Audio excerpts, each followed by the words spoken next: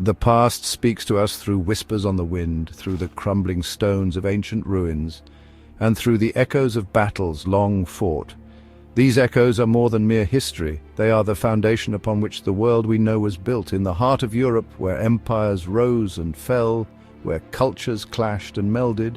Battlefields became crucibles of destiny. These were not just clashes of armies, but clashes of ideologies, of ambitions, and of ways of life. The very soul of Europe was forged in the fires of these conflicts.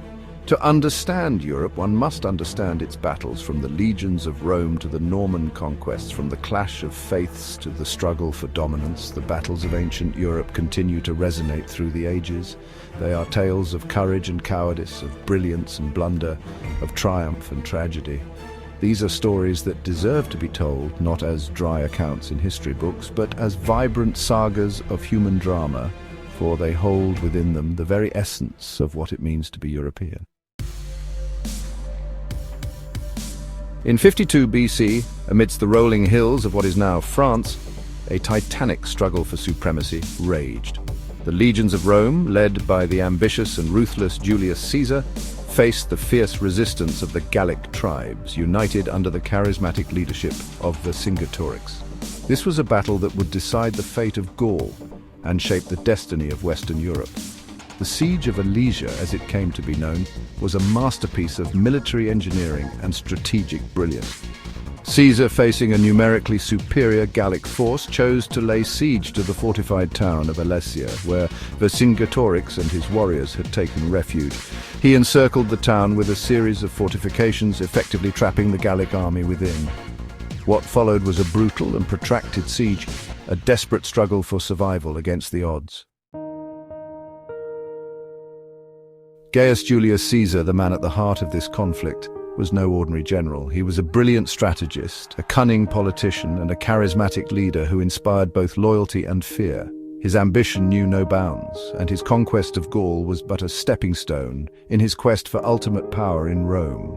Caesar's tactics at Alesia were a testament to his military genius. He understood that a direct assault on the fortified Gallic position would be costly and risky. Instead, he chose to starve his enemy into submission, utilizing his engineering skills to construct a formidable double ring of fortifications around Alesia. This ingenious strategy allowed Caesar to not only besiege Vercingetorix within Alesia, but also to defend against a massive Gallic relief force that arrived to break the siege. The Roman legions, disciplined and well-equipped, withstood the onslaught, ultimately crushing the Gallic hopes for liberation. Facing Caesar and the might of Rome was Vercingetorix, a chieftain of the Arverni tribe. A warrior of great courage and charisma, he managed to unite the often fractured Gallic tribes against the common Roman enemy.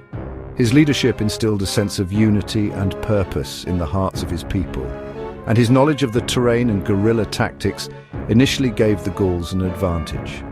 Vercingetorix understood that the strength of the Gallic warriors lay in their ferocity and their knowledge of the land. He employed hit-and-run tactics, ambushing Roman supply lines and harassing their legions. However, Caesar's superior strategy and the discipline of the Roman legions proved too much for the Gallic forces to overcome.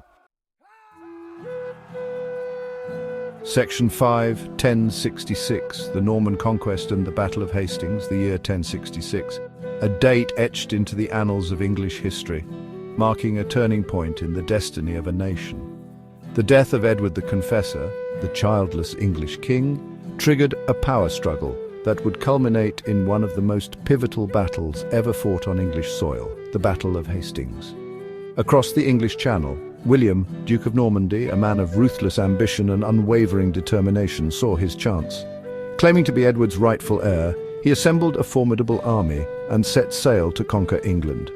He landed on English shores, a conquering force facing a hastily assembled English army under the command of Harold Godwinson, the newly crowned English king.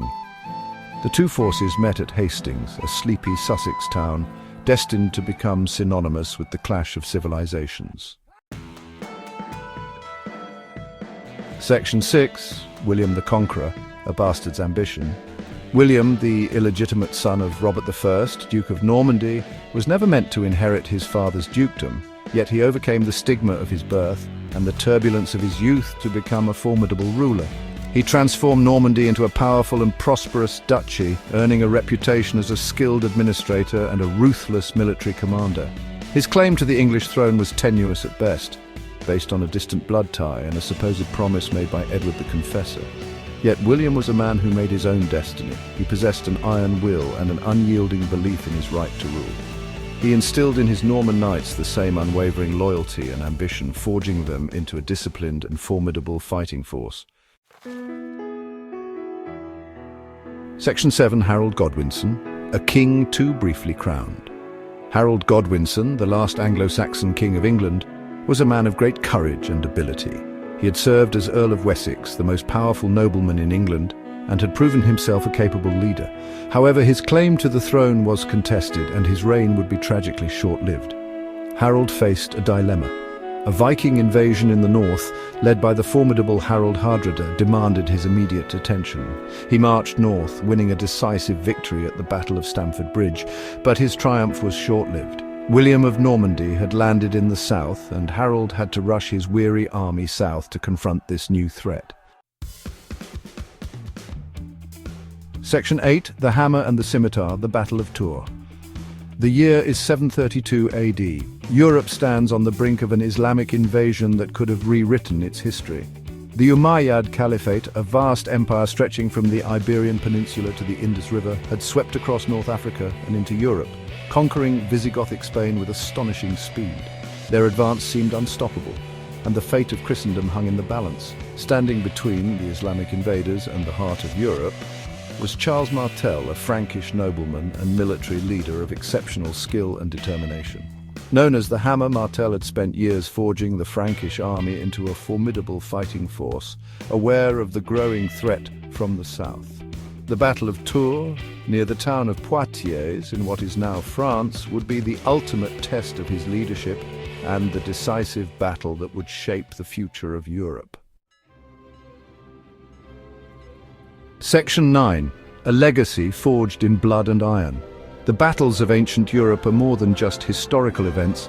They are the cornerstones upon which Western civilization was built.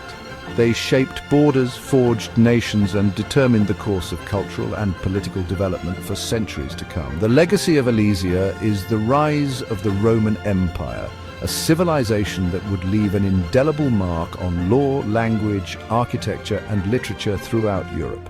The Battle of Hastings marked the end of Anglo-Saxon rule in England and the beginning of the Norman era, a period of profound social, political, and cultural transformation. The Battle of Tours, a clash of civilizations, halted the Islamic advance into Europe, preserving the Christian character of Western Europe. These battles, and countless others like them, are woven into the tapestry of European history, their threads forever intertwined with the destiny of a continent.